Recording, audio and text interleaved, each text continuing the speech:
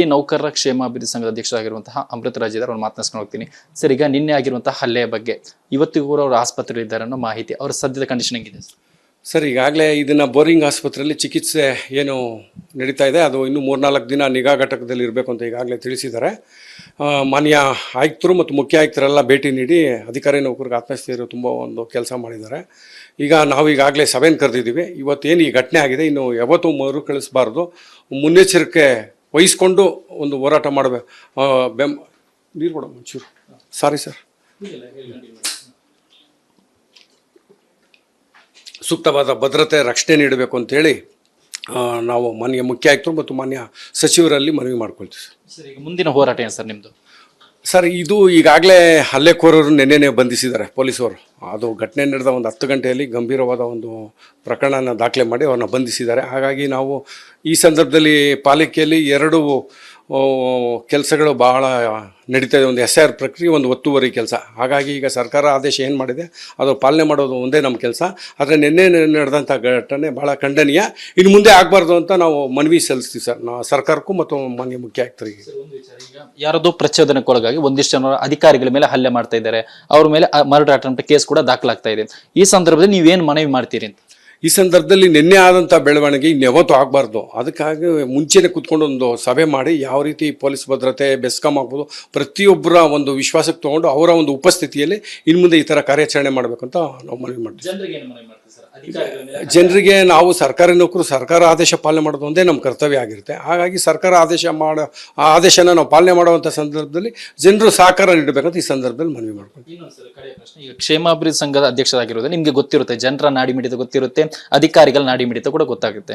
ನಿಮಗೆ ಈ ಒಂದು ಡೆವಲಪ್ಮೆಂಟ್ ನೋಡ್ತಾ ಸಂದರ್ಭ ಯಾಕೆ ಜನರು ಅಧಿಕಾರಿಗಳ ಮೇಲೆ ಈ ರೀತಿ ರಿಯಾಕ್ಟ್ ಆಗ್ತಿದ್ದಾರೆ, ಯಾಕೆ ಅವ್ರ ಮೇಲೆ ಹಲ್ಲೆಗೆ ಮುಂದಾಗ್ತಿದ್ದಾರೆ ಅಂತ ನಿಮ್ಗೆ ಏನು ಅನಿಸುತ್ತೆ ಸರ್? ಸರ್, ಇದು ಇವತ್ತವರೆಗೂ ಜನಗಳು ಭಾಳ ವಿಶ್ವಾಸದಲ್ಲೇ ಇದ್ದಾರೆ ಸರ್. ಪಾಲಿಕೆ ಕೆಲಸ ಕಾರ್ಯಗಳು ಪ್ರಮುಖವಾಗಿ ಸ್ವಚ್ಛತೆ ಆಗೋದು, ತೆರಿಗೆ ಆಗೋದು, ಪ್ರತಿಯೊಂದು ಕೆಲಸ ಪ್ರಮುಖ ಪಾತ್ರ ವಹಿಸಿದೆ.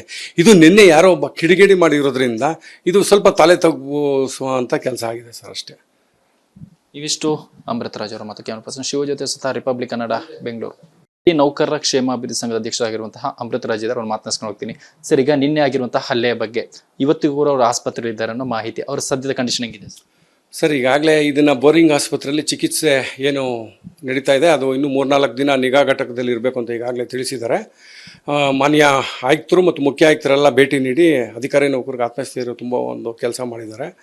ಈಗ ನಾವು ಈಗಾಗಲೇ ಸಭೆಯನ್ನು ಕರೆದಿದ್ದೀವಿ. ಇವತ್ತೇನು ಈ ಘಟನೆ ಆಗಿದೆ, ಇನ್ನು ಯಾವತ್ತೂ ಮರುಕಳಿಸಬಾರ್ದು, ಮುನ್ನೆಚ್ಚರಿಕೆ ವಹಿಸ್ಕೊಂಡು ಒಂದು ಹೋರಾಟ ಮಾಡಬೇಕು. ನೀರು ಕೊಡ ಮುಂಚೂರು. Sorry sir. ಸೂಕ್ತವಾದ ಭದ್ರತೆ ರಕ್ಷಣೆ ನೀಡಬೇಕು ಅಂತೇಳಿ ನಾವು ಮಾನ್ಯ ಮುಖ್ಯ ಆಯುಕ್ತರು ಮತ್ತು ಮಾನ್ಯ ಸಚಿವರಲ್ಲಿ ಮನವಿ ಮಾಡ್ಕೊಳ್ತೀವಿ ಸರ್. ಈಗ ಮುಂದಿನ ಹೋರಾಟ ಏನು ಸರ್ ನಿಮ್ಮದು? ಸರ್, ಇದು ಈಗಾಗಲೇ ಹಲ್ಲೆಕೋರರು ನೆನ್ನೆನೇ ಬಂಧಿಸಿದ್ದಾರೆ ಪೊಲೀಸರು. ಅದು ಘಟನೆ ನಡೆದ ಒಂದು 10 ಗಂಟೆಯಲ್ಲಿ ಗಂಭೀರವಾದ ಒಂದು ಪ್ರಕರಣನ ದಾಖಲೆ ಮಾಡಿ ಅವ್ರನ್ನ ಬಂಧಿಸಿದ್ದಾರೆ. ಹಾಗಾಗಿ ನಾವು ಈ ಸಂದರ್ಭದಲ್ಲಿ ಪಾಲಿಕೆಯಲ್ಲಿ 2 ಕೆಲಸಗಳು ಬಹಳ ನಡೀತಾ ಇದೆ. ಒಂದು SIR ಪ್ರಕ್ರಿಯೆ, ಒಂದು ಒತ್ತುವರಿ ಕೆಲಸ. ಹಾಗಾಗಿ ಈಗ ಸರ್ಕಾರ ಆದೇಶ ಏನು ಮಾಡಿದೆ ಅದು ಪಾಲನೆ ಮಾಡೋದು ಒಂದೇ ನಮ್ಮ ಕೆಲಸ. ಆದರೆ ನಿನ್ನೆ ನಡೆದಂಥ ಘಟನೆ ಭಾಳ ಖಂಡನೀಯ. ಇನ್ನು ಮುಂದೆ ಆಗಬಾರ್ದು ಅಂತ ನಾವು ಮನವಿ ಸಲ್ಲಿಸ್ತೀವಿ ಸರ್, ಸರ್ಕಾರಕ್ಕೂ ಮತ್ತು ಮಾನ್ಯ ಮುಖ್ಯ ಆಯುಕ್ತರಿಗೆ. ಯಾರದೋ ಪ್ರಚೋದನೆಗೊಳಗಾಗಿ ಒಂದಿಷ್ಟು ಜನ ಅಧಿಕಾರಿಗಳ ಮೇಲೆ ಹಲ್ಲೆ ಮಾಡ್ತಾ ಇದ್ದಾರೆ, ಅವ್ರ ಮೇಲೆ ಮರ್ಡರ್ ಅಟೆಂಪ್ಟ್ ಕೇಸ್ ಕೂಡ ದಾಖಲಾಗ್ತಾ ಇದೆ. ಈ ಸಂದರ್ಭದಲ್ಲಿ ನೀವೇನು ಮನವಿ ಮಾಡ್ತೀರಿ ಅಂತ? ಈ ಸಂದರ್ಭದಲ್ಲಿ ನಿನ್ನೆ ಆದಂಥ ಬೆಳವಣಿಗೆ ಇನ್ಯಾವತ್ತೂ ಆಗಬಾರ್ದು. ಅದಕ್ಕಾಗಿ ಮುಂಚೆನೇ ಕೂತ್ಕೊಂಡು ಒಂದು ಸಭೆ ಮಾಡಿ ಯಾವ ರೀತಿ ಪೊಲೀಸ್ ಭದ್ರತೆ, ಬೆಸ್ಕಾಂ ಆಗ್ಬೋದು, ಪ್ರತಿಯೊಬ್ಬರ ಒಂದು ವಿಶ್ವಾಸಕ್ಕೆ ತೊಗೊಂಡು ಅವರ ಒಂದು ಉಪಸ್ಥಿತಿಯಲ್ಲಿ ಇನ್ನು ಮುಂದೆ ಈ ಥರ ಕಾರ್ಯಾಚರಣೆ ಮಾಡಬೇಕು ಅಂತ ನಾವು ಮನವಿ ಮಾಡ್ತೀವಿ. ಜನರಿಗೆ ನಾವು ಸರ್ಕಾರಿ ನೌಕರು, ಸರ್ಕಾರ ಆದೇಶ ಪಾಲನೆ ಮಾಡೋದು ಒಂದೇ ನಮ್ಮ ಕರ್ತವ್ಯ ಆಗಿರುತ್ತೆ. ಹಾಗಾಗಿ ಸರ್ಕಾರ ಆ ಆದೇಶನ ನಾವು ಪಾಲನೆ ಮಾಡುವಂಥ ಸಂದರ್ಭದಲ್ಲಿ ಜನರು ಸಹಕಾರ ನೀಡಬೇಕಂತ ಈ ಸಂದರ್ಭದಲ್ಲಿ ಮನವಿ ಮಾಡ್ತೀವಿ. ಈಗ ಕ್ಷೇಮಾಭಿವೃದ್ಧಿ ಸಂಘದ ಅಧ್ಯಕ್ಷರಾಗಿರೋದು ನಿಮಗೆ ಗೊತ್ತಿರುತ್ತೆ, ಜನರ ನಾಡಿ ಮಿಡಿತ ಗೊತ್ತಿರುತ್ತೆ, ಅಧಿಕಾರಿಗಳ ನಾಡಿ ಮಿಡಿತ ಕೂಡ ಗೊತ್ತಾಗುತ್ತೆ.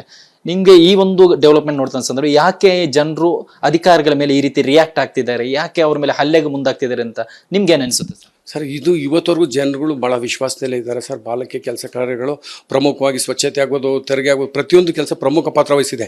ಇದು ನಿನ್ನೆ ಯಾರೋ ಒಬ್ಬ ಕಿಡಿಗೇಡಿ ಮಾಡಿರೋದ್ರಿಂದ ಇದು ಸ್ವಲ್ಪ ತಲೆ ತಗ್ಗಿಸುವಂಥ ಕೆಲಸ ಆಗಿದೆ ಸರ್, ಅಷ್ಟೇ. ಇವಿಷ್ಟು ಅಮೃತರಾಜ್ ಅವರ ಮತ್ತು ಕ್ಯಾಮರಾ ಪರ್ಸನ್ ಶಿವ ಜೊತೆ ಸುತ್ತ ರಿಪಬ್ಲಿಕ್ ಕನ್ನಡ, ಬೆಂಗಳೂರು.